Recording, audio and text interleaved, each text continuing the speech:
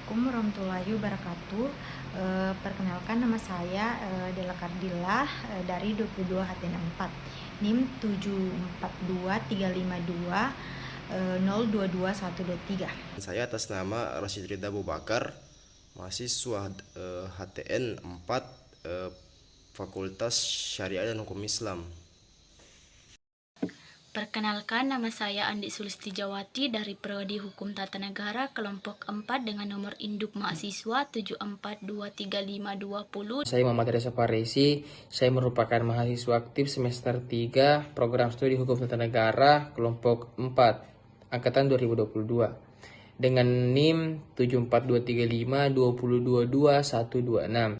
Dan saya Wiadriani dari 22 HTN 4 NIM 742352022124. Adapun video ini kami buat bertujuan untuk memenuhi salah satu tugas mata kuliah Sosiologi Hukum. Baik, tinjauan tentang tindak pidana secara umum.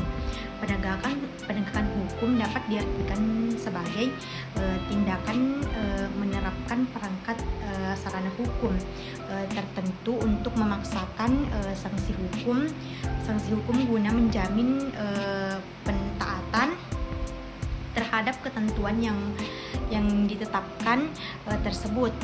Sedangkan menurut Seo Cipto Roharjo, penegakan hukum adalah suatu proses untuk mewujudkan keinginan-keinginan hukum, yaitu pikiran-pikiran badan pembuat undang-undang yang dirumuskan dalam peraturan hukum menjadi kenyataan.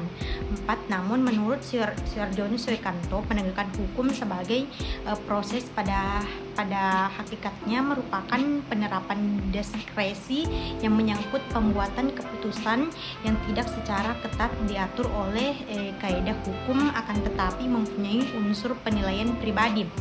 Gangguan terhadap penegakan hukum mungkin terjadi apabila ada ketidakserasian antara tritunggal, yaitu nilai kaidah dan perilaku. Gangguan tersebut terjadi apabila ada ketidakserasian antara nilai-nilai yang berpasangan yang menjelma di dalam kaidah-kaidah yang bersimpang siur dan pola perilaku yang tidak terarah yang menyangkut kedamaian pergaulan hidup. 5. Oleh karena itu dapatlah dikatakan bahwa penegakan hukum bukanlah semata-mata berarti pelaksanaan perundang-undangan, walaupun di dalam kenyataannya di Indonesia adalah demikian, sehingga law enforcement begitu populer. Selain itu, dan kecenderungan yang kuat untuk mengartikan penegakan hukum sebagai pelaksanaan keputusan hakim. Perilaku dicatat bahwa pendapat-pendapat yang agak sempit tersebut mempunyai kelemahan apabila pelaksanaan perundang-undangan atau keputusan hakim malahan mengganggu kedamaian pergaulan hidup sebagai sebuah negara hukum. Adapun yaitu harus ditegakkan dalam negara Republik Indonesia bagi kita, prinsip the rules of law itu tidak lain daripada the rules of justice. Penegakan hukum yang berisikan keadilan, prinsip demikian perlu ditegaskan karena diskriminasi penerapan hukum dalam realitasnya terlampau mencolok. Produk hukum dan penegakannya lebih berpihak kepada the ruling class, kelompok masyarakat yang mempunyai kekuasaan ekonomi atau kekuasaan politik pada pihak lain. Hak-hak masyarakat mencari keadilan yang sebagai besar berasal dari kelompok-kelompok. Selalu dikesampingkan substantif atau sosiologis. Justice selalu dinikmati oleh mereka yang powerful, sedangkan powerless hanya mendapatkan formal justice. Keadaan demikian dalam negara yang baru merdeka masih dapat dipahami karena menyangkut ketersediaan sumber daya manusia. 6. Yaitu akan tetapi bagi kita tentu merupakan sebuah ironi negara hukum dengan segala perangkatnya bertujuan untuk melindungi hak asasi manusia dan memberikan keadilan sebagian besar warganya yang sangat mendesak sekarang, membawa keadilan kepada rakyat. Ditinjau dari pendekatan tata tertib sosial, fungsi penegakan hukum adalah sebagai berikut. Yang pertama, the actual enforcement law yang meliputi tindakan penyelidikan, penangkapan, penahanan, persidangan, pengadilan, pemidanaan, pemenjaraan guna memperbaiki tingkah laku individu terpidana.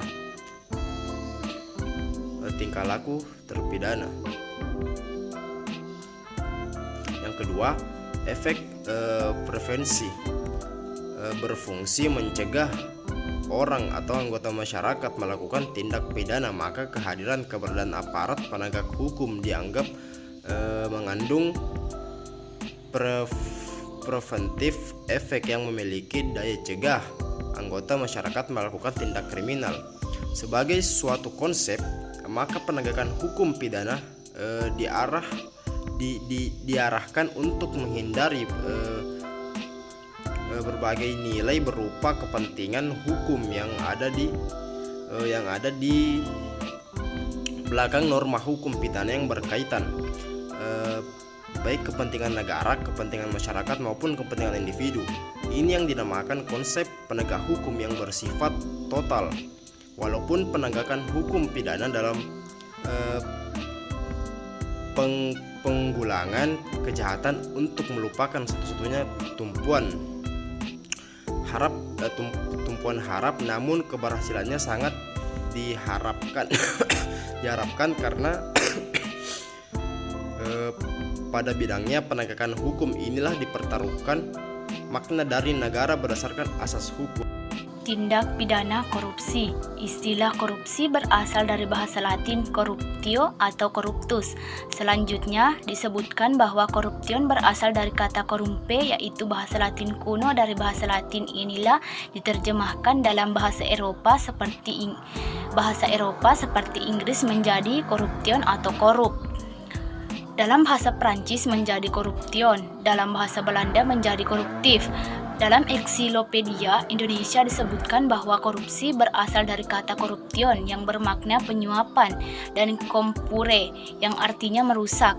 Korupsi dengan demikian merupakan gejala di mana para pejabat dan dalam badan-badan pemerintah menyalahgunakan wewenang sehingga terjadi penyuapan, pemalsuan dan hal-hal yang tidak baik lainnya.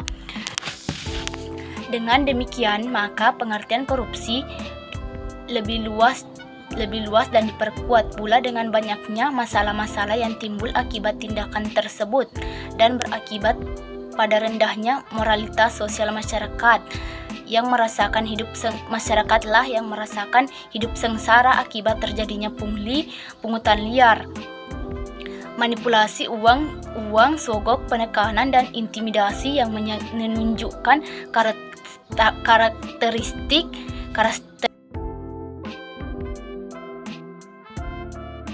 parah yang telah menggejala dan menjalar ke seluruh sendi kehidupan masyarakat. Seorang melakukan korupsi biasanya dipengaruhi oleh beberapa faktor individu. Pelaku korupsi apabila dilihat dari segi pelaku korupsi dapat berupa dorongan dalam dirinya dengan kata lain adalah sebuah keinginan atau niat atau kesadaran untuk melakukan tindakan korupsi. Mengenai upaya dalam penegakan tindak pidana korupsi. Nah, jikalau kita ingin berbicara pada persoalan upaya dalam tindak pidana korupsi, itu sudah banyak sekali upaya yang telah dilakukan oleh Kejaksaan Agung RI khususnya. Di antara upaya-upaya tersebut yang dilaksanakan oleh Kejaksaan Agung Republik Indonesia yang dilakukan pertama kali oleh Jaksa Agung Ismail Saleh SH pada tahun 1981. Sidak ini sebelumnya jarang dilakukan sehingga sidak yang dilakukan oleh Jaksa Agung tersebut menimbulkan berbagai pertanyaan dari berbagai pihak.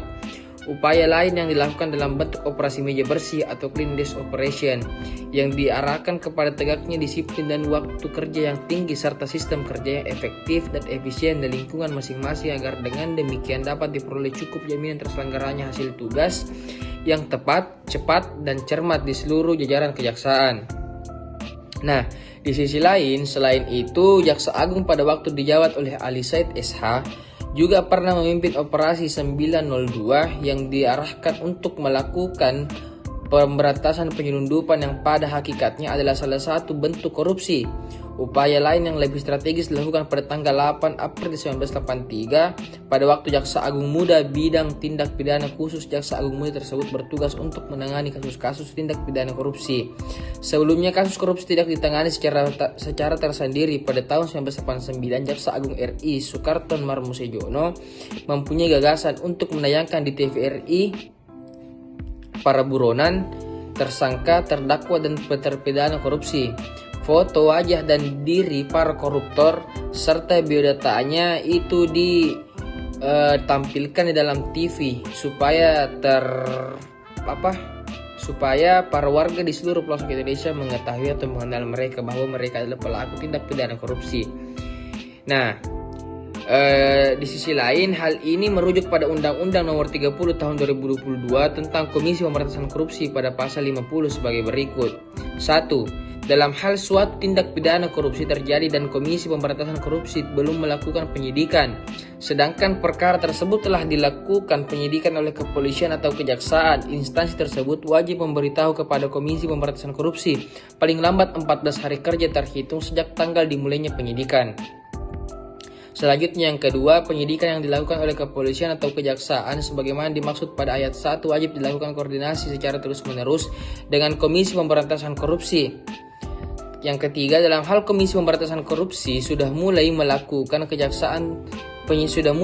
penyidikan sebagaimana dimaksud pada ayat 1, kepolisian atau kejaksaan tidak berwenang lagi untuk melakukan sebuah bentuk penyidikan. Nah, poin keempat yaitu dalam hal penyidikan dilakukan secara bersama oleh kepolisian dan atau kejaksaan dan Komisi Pemberantasan Korupsi yang dilakukan oleh kepolisian atau kejaksaan tersebut segera dihentikan. Sementara itu, Kejaksaan Agung telah 30 tahun lebih menggeluti penyelidikan dan penyidikan tindak pidana korupsi sehingga sumber daya yang dimilikinya banyak yang sudah tersedia. Dalam hal penuntutan, Kejaksaan Agung sebagai penuntut umum adalah pihak yang melaksanakan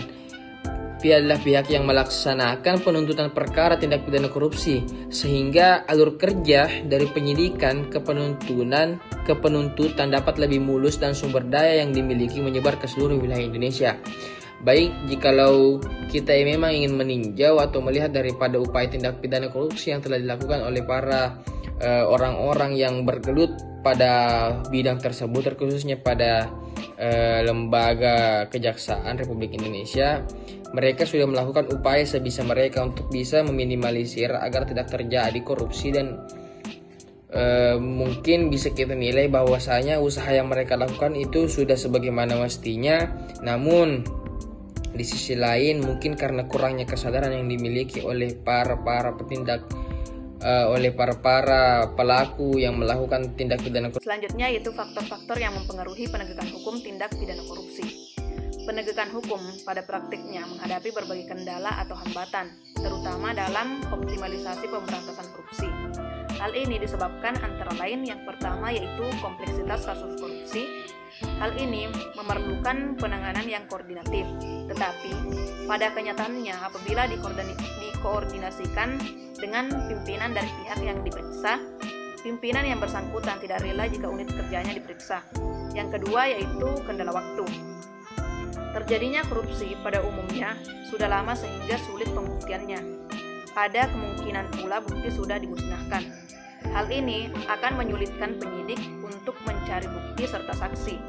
Jadi, apabila kasus korupsi dapat ditemukan secara dini, akan sangat membantu dalam penanganannya. Yang ketiga yaitu intensitas pemeriksaan oleh aparat pengawasan fungsional yang terbatas. Volume serta intensitas pengawasan baik oleh satuan-satuan pengawasan internal maupun pengawasan eksternal di pusat maupun di daerah-daerah selama ini kurang memberikan masukan aparat penyidik perkara korupsi, sehingga kurang memberikan kontribusi yang signifikan jumlah kasus korupsi yang dapat diungkap. Yang keempat yaitu merebaknya kasus korupsi melalui kebijakan publik. Modus operandi yang paling tinggi dari tindak pidana korupsi saat ini adalah lewat kebijakan publik, baik yang dikeluarkan oleh lembaga legislatif, lembaga eksekutif maupun lembaga-lembaga pembuat keputusan yang ada di BUMN atau BUMD, dan lembaga perbankan. Selanjutnya yaitu faktor organisasi profesi hukum juga menjadi kendala dalam pemberantasan tindak pidana korupsi. Karena organisasi profesi hukum baik dari kalangan praktisi maupun akademisi yang ada selama ini belum menunjukkan kegiatan-kegiatan yang dapat mensupport kegiatan pemberantasan tindak pidana korupsi dan masih belum mencerminkan sebuah organisasi profesi yang dapat diandalkan dalam pembangunan dan penegakan hukum. Di antara organisasi profesi hukum yang ada selama ini belum melaksanakan etika profesi sesuai dengan standar profesi hukum baik nasional maupun internasional. Profesi hukum selama ini ada kecenderungan mendahulukan kepentingan pribadi daripada etika profesi. Kelemahan-kelemahan dan kendala-kendala tersebut selama ini masih menjadi faktor penghambat kelancaran dan keberhasilan penanganan kasus-kasus korupsi yang mengakibatkan penegakan hukum menjadi lemah. Hal ini perlu dicarikan solusi agar tidak berlarut-larut sehingga mengganggu akuntabilitas kinerja aparat penegak hukum. Apabila kelemahan-kelemahan dan kendala-kendala yang ada diminimalisir dengan memanfaatkan kekuatan-kekuatan serta peluang yang ada, maka jajaran aparat penegak hukum akan semakin dapat mewujudkan eksistensi sebagai aparat penegak hukum yang handal dan terpercaya. Pada dasarnya, keberhasilan penegakan hukum dalam upaya pemberantasan tindak pidana korupsi dipengaruhi pula oleh faktor kejujuran, kecakapan, serta integritas yang tinggi dari aparat penegak hukum. Keberhasilan tersebut juga berhubungan erat dengan political will pemerintah dan kesadaran hukum masyarakat sebagai potensi utama dalam ikut serta secara aktif memerangi perilaku korupsi. Demikian pemaparan materi dari kami. Lebih dan kurangnya mohon dimaafkan. Wassalamualaikum warahmatullahi wabarakatuh.